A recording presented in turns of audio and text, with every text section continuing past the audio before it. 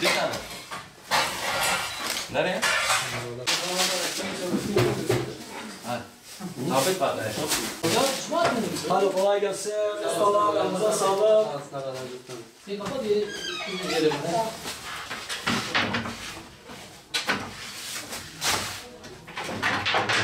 Maliyetler yüksek, kiradır, odundur, yani tuzdur, elemandır, mayadır, kısaca başlı yani yüksek yani 500'den atıyorum 750 civarı falan gitti. Şu an daha da yüksekte bekliyoruz. Mecbur kaldık yükseltiyoruz yani yoksa biz beklemiyorduk yani yükselmesi istemiyoruz da ama mecbur yani evet. Şu anda 400 gram net normal ekmek 18 yani şu an 15 lira 18 bine çıkacak. 200 gram da 9 oluyor. Valla halkımızı duyarlı olmasını bekliyoruz çünkü biz de sonuçta buraya çalışıyoruz. Bizim de emeğimiz var. Elemandır, ustadır yani.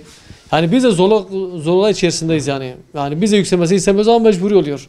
Çünkü bizim de yani ödemelerimiz oluyor. 6 nüfuslu aileyiz. Günde 7-8 ekmek ancak yetiyor. Geçim zorlaşıyor. Biz de ekmeğin yükselmesini istemiyoruz. Bizi çok etkiliyor. Ekmek başı 3 TL bir aya vurduğun zaman çok yapıyor. Ekmeğin zamlamasını istemiyoruz. Sabit kalmasını istiyoruz. 9 nüfusuz. Günde 6-7 tane ekmek yetmiyor.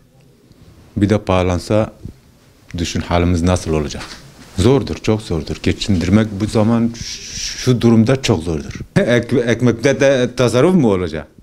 Olmaz ki. Ya zamlar sabit kalsa millet daha memnun olacak. Yılda bir defa, bugün her günde bir defa zam geliyor. Fiyatlar sabit dursun. Yeter artık yani bu zamlardan bıktık ya.